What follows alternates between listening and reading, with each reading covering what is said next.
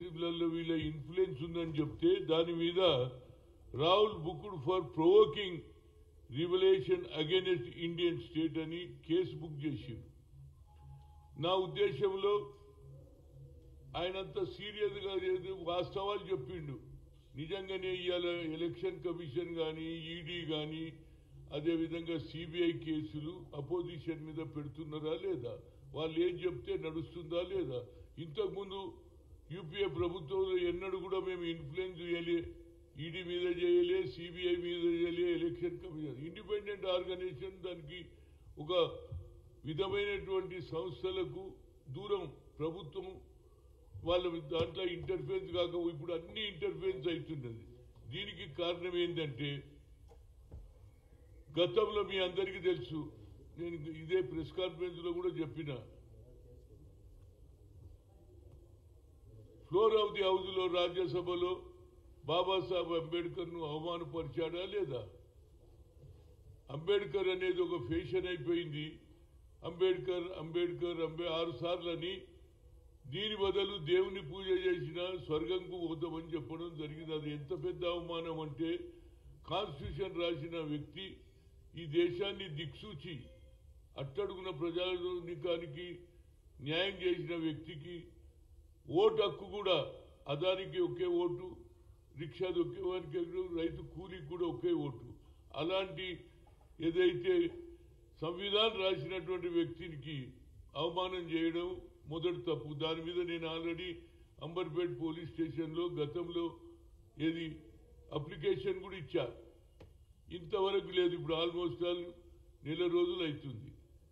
అది కాకముందే ఇక ఆయన ఎవరు, మోహన్ భగత్, ఆర్ఎస్ఎస్ నాయకుడు, బీజేపీ ఏది రిమోట్ కంట్రోల్, ఆయన అన్నట్టు ఏంటంటే స్వాతంత్రం 1947లో రాలేదు.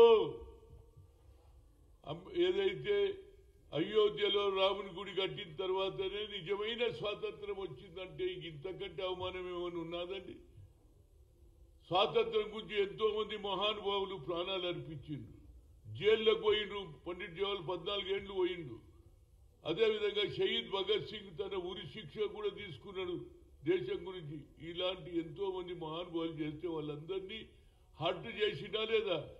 చిన్న పిల్లవాడిని అడిగితే చెప్తారు ఎప్పుడు వచ్చిందా స్వాతంత్రం అంటే 1947 అంటాడు. ఈయన కొత్త చరిత్ర రాస్తున్నాడు కనుక మోహన్ భగత్ మీద కేసు పెట్టాల్సిందే.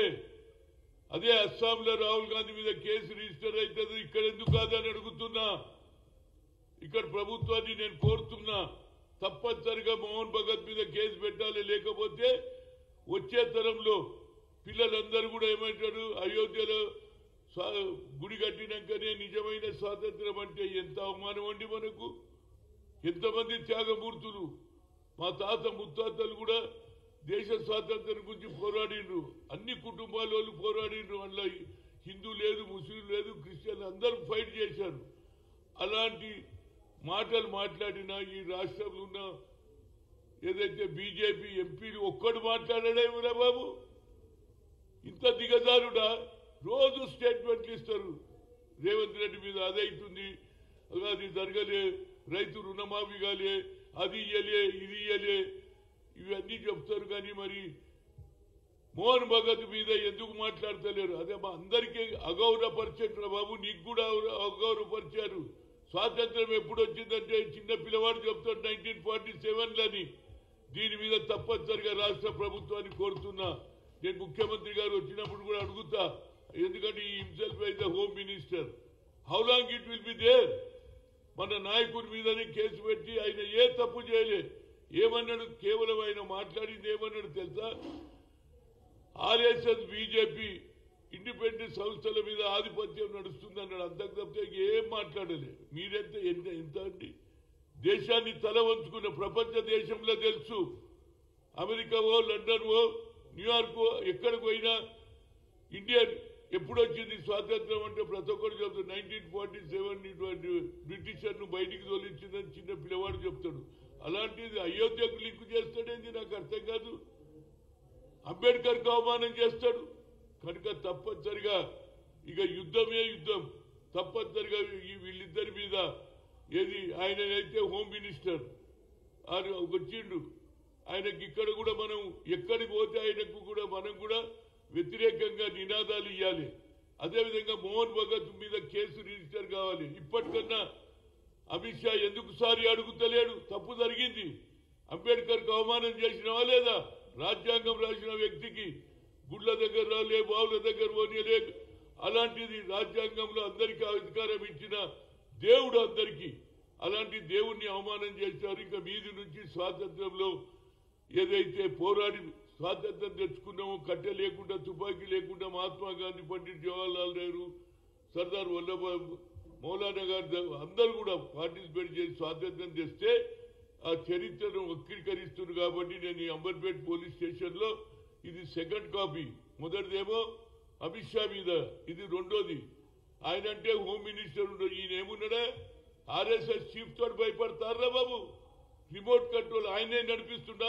నరేంద్ర మోడీ నడిపిస్తుండా సర్కార్? లేకుంటే మోహన్ భగత్ నడిపిస్తుండా? నేను అడుగుతున్నా. ఇది నిజం చెప్తుంది, ఇది చాలా సీరియస్ కేసు. మనం తప్పనిసరిగా అన్ని రాష్ట్రాలలో తిరిగి ఎక్స్పోజ్ చేయాలి. రాహుల్ గాంధీ అప్పుడే అంటుండు కదా, సంవిధాన్ బచావ్ కి డాలి అంటున్నాడు. సంవిధాన్ గ్రామాలలో తెలవాలి. స్వాతంత్రంలో షహీద్ భగత్ సింగ్ ప్రాణాలు అర్పించిండు స్వాతంత్రం గురించి. ఎంతో మంది అలాంటి వాళ్ళు ఎంతో కొన్ని వేల మంది చేస్తేనే స్వాతంత్రం వస్తే, అయోధ్యలోనే రామ మందిరము కట్టిన తర్వాతనే నిజమైన స్వాతంత్రం అనడానికి ఆయన చదువుకున్నాడా? లేకపోతే ఆర్ఎస్ఎస్ ఈ దేశంలో హిందువులనంతా ఏకం చేసి నాయకుడు కావాలనుకుంటున్నా? ఇది సెక్యులర్ దేశం రా బాబు. హిందూ, ముస్లిం, సిక్, ఇసాయి అందరు ఉండే దేశం ఇది. సెక్యులర్ కంట్రీలో ఇలాంటి వాతావరణం సృష్టించి ప్రజలను రెచ్చగొట్టి ఓట్లు తీసుకొని రాజకీయ లబ్ధి పొందాలనే చూస్తున్నారు. హిస్టరీని కూడా తిరిగి రాస్తున్నారు. కాబట్టి తప్పనిసరిగా బీయింగ్ ఏ హోమ్ మినిస్టర్ నేను తప్పనిసరిగా ఇప్పుడైతే పోలీస్ స్టేషన్లు ఇచ్చినా, ముఖ్యమంత్రి వచ్చినాక ముఖ్యమంత్రికి కూడా లెటర్ ఇస్తా. కేసు రిజిస్టర్ కావాల్సిందే. లేకపోతే నేను తర్వాత 10 రోజులు 15 రోజులు టైం ఇచ్చి నా క్రికెట్ మ్యాచ్ అయిపోయినాక నేను తప్పనిసరిగా ఏది పోలీస్ స్టేషన్ల ముందు ధర్నా చేస్తా.